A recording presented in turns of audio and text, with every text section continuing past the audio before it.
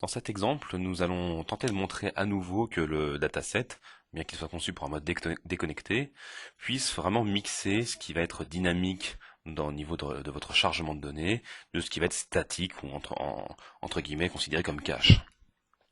Ici, voyons un petit peu un petit rappel de l'application. La liste des clients, elle est conservée en cache, donc. Les commandes, la navigation ici, pardon, sur le changement de client déclenche dynamiquement le chargement des commandes depuis la base SQL, et la navigation à l'intérieur des commandes déclenche dynamiquement elle aussi le, le chargement directement de la base des détails de commande. Je vous rappelle qu'on a fait une jointure ici pour ramener le nom du produit. Donc ici il y a deux tables physiques qui sont jointes, il y a Order Details et il y a la table Product.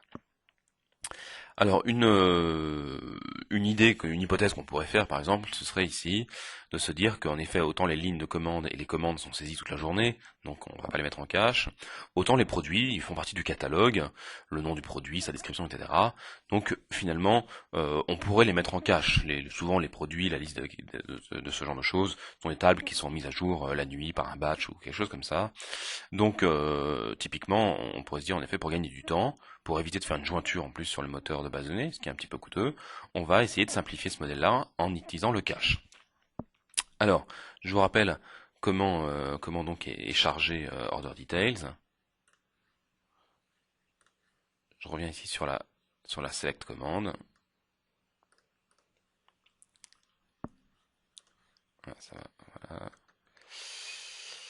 Voilà, ici donc la jointure qu'on peut avoir. Et bien tout simplement, je reviens à l'ancien modèle, c'est-à-dire que je vais supprimer ici la table produit.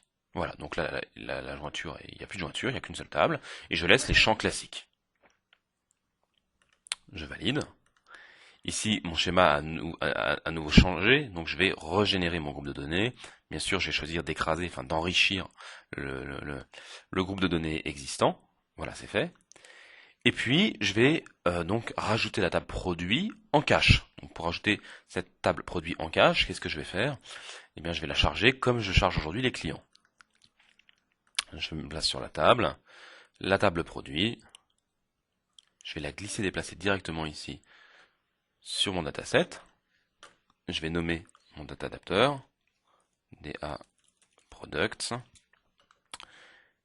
Je vais cliquer droit et générer le groupe de données associé. Donc cette fois-ci, toujours dans le même dataset, mais la table produit. Je valide. Visiblement, ça s'est bien passé. J'ouvre le nouveau schéma de mon dataset. Donc product name ici a disparu. Ici, la table produit est apparue. Et on va faire ce qu'on a montré tout à l'heure dans l'exemple du dataset. Et bien tout simplement, je vais aller ici rajouter un champ product name de type chaîne de caractères, et je vais en faire un champ de référence en créant une relation avec la table produit. La table produit, la voici, product ID est ici. Donc l'élément parent c'est bien produit, l'élément enfant c'est order details, les deux clés sont identifiées. Je valide, je vais copier le nom de cette relation. Voilà. Et ici dans l'expression de product name, et bien ici je vais mettre d'aller chercher la valeur parente à travers la relation product order details, point, et le nom de la colonne c'est product name. Voilà. Donc je suis en train de faire une jointure finalement, mais en mémoire côté client. Ici, donc par programmation, j'ai à travers cette jointure, réintégré le champ product name qui ira chercher sa valeur dans la table produit, à condition bien sûr qu'elle y soit chargée préalablement. C'est le dernier travail qui nous reste à faire, c'est initialiser le cache. Et bien ici, dans client chargé, de la même manière que je chargeais mes clients, je vais charger la liste de mes produits dans notre dataset. Voilà, le travail a priori est terminé. J'exécute mon application. Je charge mes données. Et le tour est joué. Donc visuellement, on a ce qu'on avait tout à l'heure. Tout à l'heure, je vous le rappelle, cette donnée ici venait d'une requête SQL. Maintenant, lors de ma navigation, Ici, mes trois grilles représentent plusieurs tables de mon dataset. Les clients sont chargés une fois pour toutes lorsqu'on fait client chargé. Les produits également.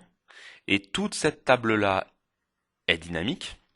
Elle est chargée au fur et à mesure de ma navigation.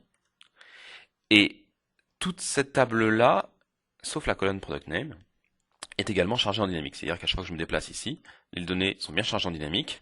Et pourtant, le nom du produit, grâce à la relation qui va être recalculée à chaque fois, même si les données ont des provenances complètement différentes, eh bien ici, vous voyez qu'on peut vraiment optimiser le cache. C'est-à-dire que ici, l'ensemble de ces colonnes-là vient du SQL à chaque fois, alors que cette colonne-là vient d'un calcul d'une colonne de référence à travers le cache.